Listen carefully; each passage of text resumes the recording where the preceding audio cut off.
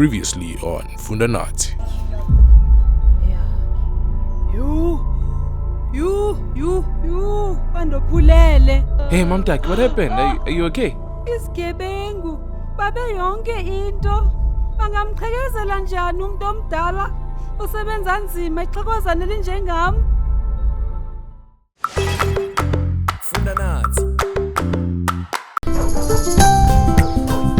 Uyazi ezizigebenga zale ndawo ziyakukunika inhloko ebuhlungu. Asinakuphila ngeloxolo. Enkosi ukuba sine insurance. Yo, insurance. Mandibafonele ngokukhawuleza, mandibafonele kwangoku.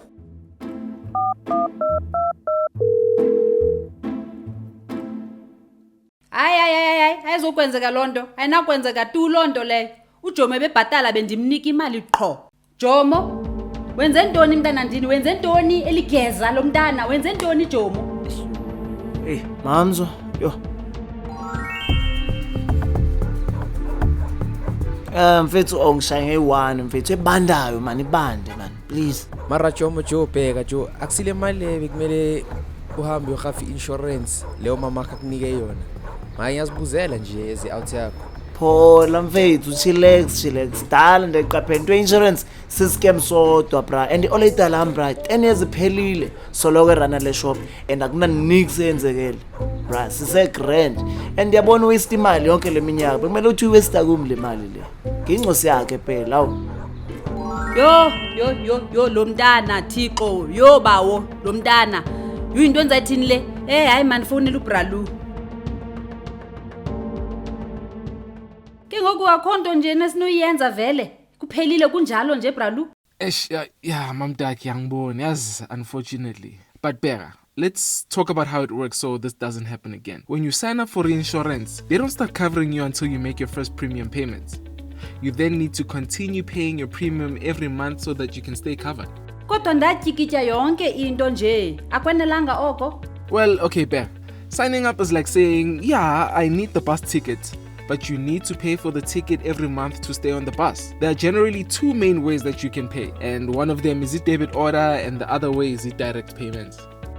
Ibe yintoni umehluko Bralu? Yabona, with the debit order, the bank automatically takes the premium payment from your bank account every month. And it's convenient because even if ungakhohlwa, it's covered, but you must make sure that there's enough money in your bank account for the premium payment to go through on the due date. If not, izo bouncer and your insurance would not have been paid for that month.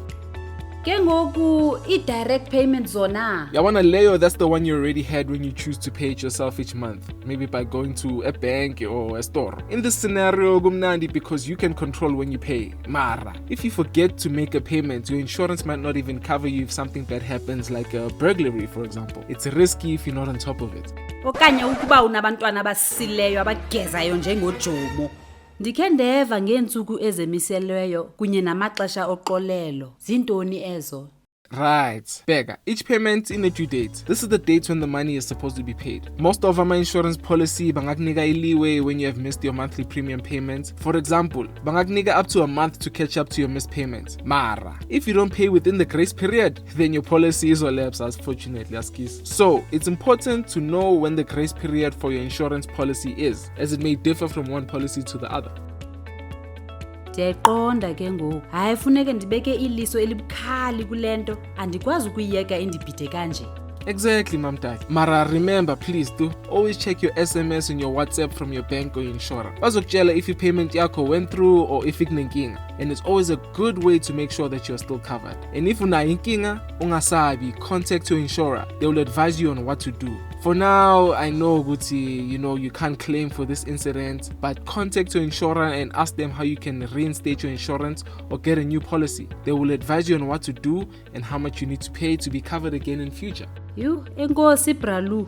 Yabona ke wena Jomo, sewazi ukuba iholiday zakho ziphelile. Uza kusebenza pha evenkileni yonke le mihla de ugqibezele le mbhodamo uyenzileyo. Kodwa Mamzo Hayi. Siyavana akho hayi mama Ntoni. Uzoqala kwanamhlanje oku. Hamba ucoca pha evenkileni, hamba.